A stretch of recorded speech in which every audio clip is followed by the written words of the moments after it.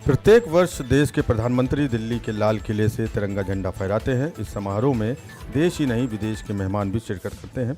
कई देशों के राष्ट्रपति प्रधानमंत्री को गेस्ट के तौर पर आमंत्रित किया जाता है। इसी क्रम में इस साल स्वतंत्रता दिवस समारोह में बिहार के 61 दंपति प्रधानमंत्री मोदी के विशेष मेहमान बनने वाले हैं। बिहार के प्रत्येक आकांक्षी प्रखंड से एक एक लाभार्थी दंपति को विशेष रूप से आमंत्रित किया गया है। पुलिस ने कृष्णा जिले के गन्नावरम के पूर्व विधायक वल्लभ नेनी वामसी की गिरफ्तारी के लिए जमीन तैयार कर ली है। पुलिस ने गन्नावरम में टीईडीपी कार्यालय पर हमले के मामले में वामसी को 71वें आरोपी के रूप में नामित किया है। इस मामले में पहले ही 18 लोगों को गिरफ्तार किया जा चुका है। हालांकि वामसी सीधे तौर पर हमले में शामिल नहीं थे।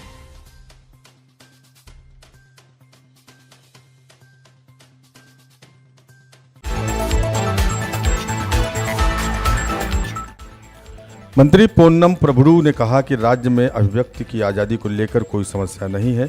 अभिव्यक्ति की स्वतंत्रता दूसरों के लिए अपमानजनक नहीं होनी चाहिए। उन्होंने विधानसभा में ये बात कही। कुछ लोग सोशल मीडिया पर ज़रूरत से ज़्यादा प्रतिक्रिया दे रहे हैं। उन्होंने इस बात पर गुस्सा जताया कि महिला मंत्री पर अनुचित मीम्स बनाए गए। विस्तारवादी नीतियों के कारण श्रीकाकुलम जिले में जल क्षेत्र ध्वस्त हो गया है। झींगा तालाब जो कभी किसानों के लिए पैसा लाते थे, अब वीरान और खाली हैं। एक्वा किसान 5 साल से सरकार की ओर से सब्सिडी और प्रोत्साहन की कमी से जूझ रहे हैं। कर्ज चुकाने में असमर्थ होने के कारण वो अपने खेत बेच रहे हैं और पैसा कमाने के लिए पलायन कर रहे हैं।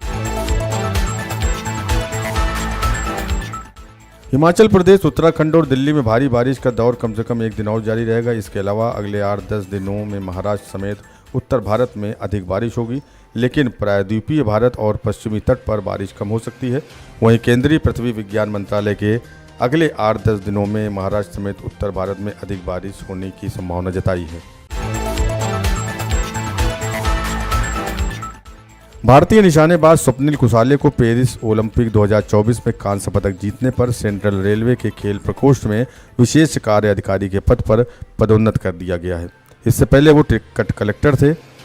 वहीं महाराष्ट्र के मुख्यमंत्री एकनाथ शिंदे ने पेरिस ओलंपिक में कांस्य पदक जीतने वाले निशानेबाज स्वप्निल कुसाले के लिए 1 करोड़ रुपए पुरस्कार की घोषणा की है। भारतीय वायुसेना की रीढ़ की हड्डी कहे जाने वाले सुखोई फाइटर जेट्स के लिए अच्छी खबर है। सरकार इन्हें सुपर सुखोई बनाने की तैयारी कर रही है।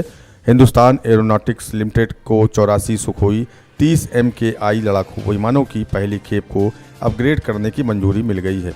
सुखोई के अपग्रेडेशन प्रोसेस में एवियोनिक्स, रडार और मिशन कंप्यूटर को लगाया जाएगा।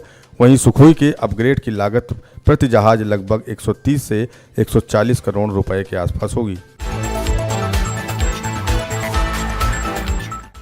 केदारनाथ धाम में फंसे 4000 यात्रियों को सुरक्षित निकालने के लिए दूसरे दिन रेस्क्यू शुरू कर दिया गया। काली रात के बाद उम्मीद भरी शुक्रवार सुबह फंसे श्रद्धालुओं को दिखी। केदारनाथ धाम यात्रा पैदल मार्ग कई स्थानों पर क्षतिग्रस्त होने के अलग अलग जगहों पर फंसे यात्रियों का हेलीकॉप्टर एवं रेस्क्यू टीमों के सहयोग से रेस्क्यू किया गया। यात्रियों को रेस्क्यू कर सेना के MI-17 हेलीकॉप्टर से गौचर लाया गया।